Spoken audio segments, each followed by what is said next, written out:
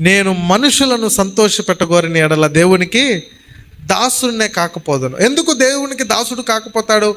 మనుషుల్ని సంతోషపెట్టగోరే పనులు చేస్తే అవి దేవునికి భిన్నమైనవిగా ఉన్నప్పుడు, దేవుని దృష్టిలో అవి అంగీకారము కానివి అయినప్పుడు, ఇది దేవుడు మెచ్చుకొనని పనులుగా కనపడినప్పుడు అవి మనుషులను సంతోషపెట్టొచ్చేమో కానీ దేవుని దృష్టిలో దేవునికి మహిమను కలిగించేవిగా అవి కనపడవు. అలాంటి కార్యములు క్రైస్తవ జీవితంలో మనం ఎప్పుడు కూడా చేయడానికి సాహసించకూడదు. అది ఏ పనైనా కావచ్చు. మన వస్త్రధారణ మొదలుకొని మన మరణము వరకు, మన జీవిత ప్రయాణములో మనకు వేసే ప్రతి అడుగులో మనము కలిగి ఉండవలసిన స్పృహ ఏంటి అంటే, మనము చేసే ప్రతిదీ దేవుని దృష్టిలో అంగీకారముగా ఉందా లేదా చూసుకుంటూ వెళ్ళాలి.